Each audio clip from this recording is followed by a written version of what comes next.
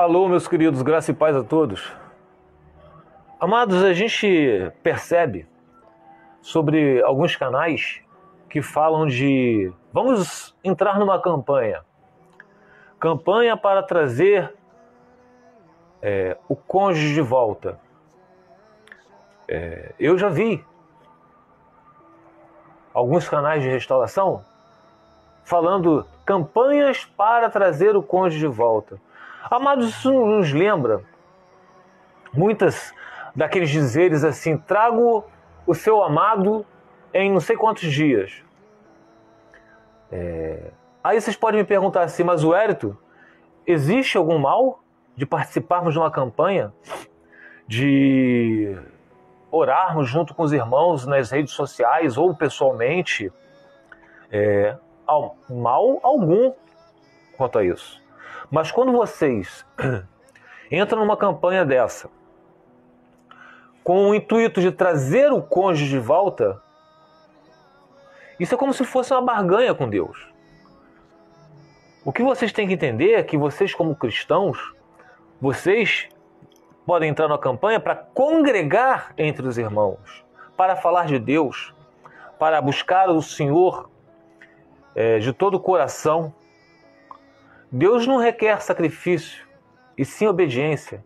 Então, eu vou falar para vocês aqui, eu coloquei uma relação aqui de alguns versículos, de alguns capítulos, só para poder a gente entender melhor sobre isso. Vamos começar logo com o livro de Eclesiastes, capítulo 3, meus amados. Eclesiastes, capítulo 3, versículo do 1 ao 11. Preste atenção. Há um tempo para tudo. Para tudo há uma ocasião certa. Há um tempo certo para cada propósito debaixo do céu. Tempo de nascer e tempo de morrer. Tempo de plantar e tempo de arrancar o que se plantou. Tempo de matar, tempo de curar. Tempo de derrubar e tempo de construir. Tempo de chorar e tempo de rir. Tempo de prantear e tempo de dançar. Tempo de espalhar pedras e tempo de ajuntá-las. Tempo de abraçar e tempo de se conter. Tempo de procurar o tempo de desistir. Tempo de guardar o tempo de jogar fora. Tempo de rasgar o tempo que... Tempo de rasgar é tempo de costurar. Tempo de calar e tempo de falar. Tempo de amar e tempo de odiar. Tempo de lutar e tempo de viver em paz. Aqui, eu continuarei, vamos lá. O que ganha o trabalhador com todo esse esforço? Vejam bem, está falando que isso é um esforço. O que ganha com esse esforço? Tenho visto o fardo que Deus impôs aos homens. Versículo 11. Ele fez tudo apropriado ao seu tempo. E no versículo 17 ainda diz assim, fiquei pensando, 2 pontos. O justo e o ímpio, Deus julgará ambos, pois há um tempo para todo propósito, um tempo para tudo o que acontece. Então, amados, preste atenção. No livro de Jeremias, se eu não me engano, Deus havia falado, já advertido o povo durante vários anos antes, levantou profetas, assim como levantou Jeremias, para o povo se arrepender dos seus pecados. E chegou um tempo que Deus desistiu de adverti-los e trouxe a Babilônia, Nabucodonosor e seu exército, para levar o povo cativo. E Jeremias falou que o povo iria ficar 70 anos cativos na Babilônia. E nisso levantou um falso profeta, Ananias, dizendo que Deus havia falado com ele que o povo iria ficar não 70 anos, mas 2 anos. E esse falso profeta havia quebrado o jugo de madeira que Jeremias, como ato profético, estava carregando nas suas costas. E Deus falou para Jeremias: volte lá falar para esse povo, eles não vão ficar 2 anos, como diz esse falso profeta Ananias, e sim 70 anos, porque assim eu determinei. E o que Deus determina, determinado está. Não vai ficar nem 71 anos e nem 2 anos. Então, Jeremias, coloque no lugar do jugo de madeira que eu havia falado para você colocar antes, coloque no lugar um jugo de ferro. Então, isso nos prova o quê? Que Deus tem um tempo determinado para todas as coisas debaixo dos céus. Tanto é que no versículo aqui, meus amados, no livro de Eclesiastes, tem assim, no versículo 5, tempo de espalhar pedras e tempo de ajuntá-las, tempo de abraçar e tempo de se conter.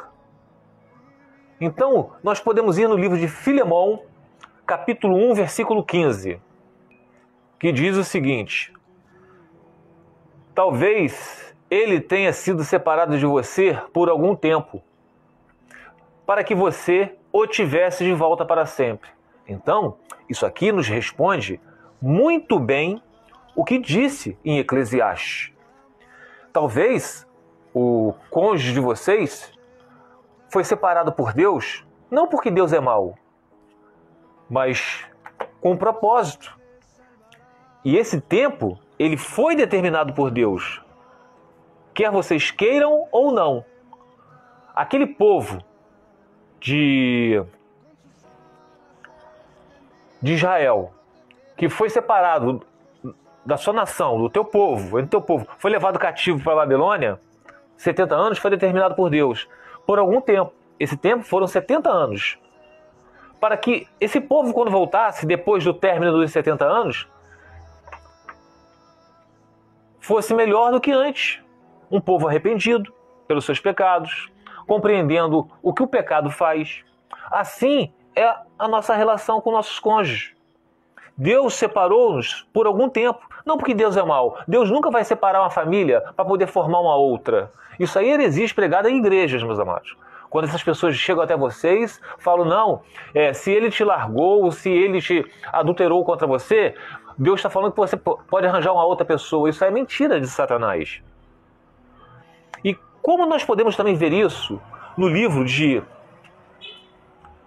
Mateus capítulo 6, versículo 25 ao 34, fala as preocupações da vida. Como é que nós, cristãos, então, vamos proceder diante dessas aflições que acontecem? Vamos lá, meus amados. As preocupações da vida. Portanto, eu lhes digo, não se preocupem com sua própria vida, quanto ao que comer ou beber, nem com o seu próprio corpo, quanto ao que vestir. Não é a vida mais importante que a comida? E o corpo mais importante que a roupa? Observem as aves do céu. Não semeiam, nem colhem, nem armazenam em celeiros. Contudo, o Pai Celestial as alimenta. Não tem vocês muito mais valor do que elas, as aves? Quem de vocês, por mais que se preocupe, olha aí, meus amados, quem de vocês, por mais que se preocupem, pode acrescentar 1 hora que seja a sua vida? Então, não adianta a gente se preocupar, que nós não podemos tirar nem acrescentar 1 hora sequer na nossa vida, porque há um tempo determinado para todas as coisas debaixo do céu. Por que você se preocupa com roupas? Vejam como crescem os lírios do campo.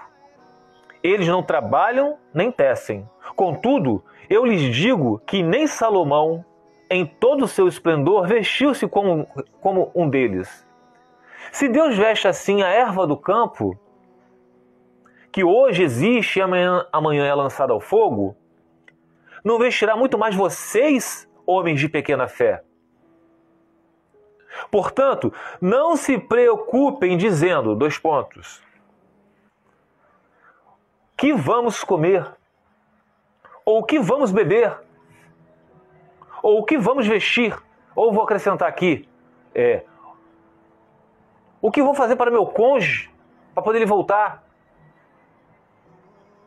Vou participar da campanha? Assim ele vai voltar? Pois os pagãos é que correm atrás dessas coisas. Mas o Pai Celestial sabe que vocês precisam delas. Então, o Pai Celestial sabe que vocês precisam do que comer, o que beber. O Pai Celestial sabe que vocês precisam do cônjuge de vocês. Pois lá no início de tudo, em Gênesis, o que Deus falou para Adão? Não é bom que o homem fique só, dar-lhe-ei uma auxiliadora. Então, Deus sabe que o casamento é abençoado por ele. Tanto é que ele faz uma comparação com o casamento que Deus e Israel. Deus nunca quis o seu povo, Israel, separado deles. Justamente Deus leva o seu povo às provações para que eles se arrependam de todo o coração e voltem para o Senhor de todo o coração arrependido. Busquem em primeiro lugar o reino de Deus e a sua justiça, e todas as outras coisas lhe serão acrescentadas. Portanto, não se preocupe com o amanhã, pois o amanhã trará as suas próprias preocupações. Basta cada dia o seu mal. Amados, não se preocupem em fazer campanha para trazer o cônjuge de volta, como se fosse um despacho de macumba. Não se preocupem com isso. Busquem em primeiro lugar o reino de Deus. Busquem vocês a intimidade com o Senhor. Nós podemos ir também lá para o livro de 1 Coríntios, capítulo 7, versículo 15 ao 17. 1 Coríntios, capítulo 7, versículo 15 ao 17. Vamos lá. Diz assim, ó. Todavia, se o descrente separar-se, que se separe. Está falando do descrente. Em tais casos, o irmão ou a irmã, o que crê, não fica debaixo da servidão. Deus nos chamou para vivermos em paz. Você, mulher que crê, como sabe se separar seu marido que se separou, que é um descrente? Ou você, marido que crê, como sabe se separar sua mulher, sua esposa, que é um descrente, que ela se separou? Entretanto, cada um continue vivendo na condição que o Senhor lhe designou, e de acordo com o chamado de Deus. Esta é minha ordem para todas as igrejas. Como é que o Deus chamou o crente, o que crê, o que foi repudiado? Buscando em primeiro lugar o reino de Deus e a sua justiça. E todas as outras coisas Deus acrescentará. E que todas essas coisas seriam, meus amados? O cônjuge descrente que foi, Deus está tratando com ele. Deus está tratando com ele. Tanto é que eu separei aqui, ó, em Eclesiastes, voltando para Eclesiastes, capítulo 3, versículo 17, diz o seguinte: fiquei pensando, 2 pontos, o justo e o ímpio, ó, o crente e o descrente. Deus julgará ambos. Deus julgará o descrente que resolveu se apartar, lá em 1 Coríntios 7, lembra? E Deus julgará o crente que ficou repudiado. Pois há um tempo para todo propósito. Um tempo para tudo o que acontece. Então, meus amados, prestem atenção no que eu estou falando para vocês aqui. Eu não, a Bíblia, o Senhor. O justo e o ímpio, Deus julgará ambos. Deus está julgando o cônjuge de vocês que resolveu se apartar. Alguns resolveram se casar com outro, outros não. Mas só o fato dele se apartar, ele já está sendo um descrente. Deus está julgando ele, mas Deus julgará vocês também que ficaram repudiados. Deus está julgando o mau proceder do crente. Do cônjuge que é um descrente, que não crê em Deus. Ele fala que crê, vai à igreja, mas isso não é crer, não. Isso é uma religiosidade, tá? E Deus também julgará você que foi repudiado. Que vocês têm que permanecer na condição que Deus os chamou, casado, e não se divorciar e casar com outro. Deus os chamou para buscar em primeiro lugar o reino de Deus. Amados, querem participar de campanha? Vão participar de campanha. Mas isso não vai trazer o cônjuge de vocês de volta mais cedo e nem vai prolongar o deserto de vocês. Quem promete isso é macumbeiro. Quem promete isso é feiticeiro. Tá bom? Vocês têm que buscar o Senhor de todo o coração, em campanha ou não. Mas quando a pessoa fala que a campanha é para trazer o cônjuge mais depressa, amados, isso é macumba. Não creio nisso, tá bom? Fica os irmãos na paz de Senhor Jesus.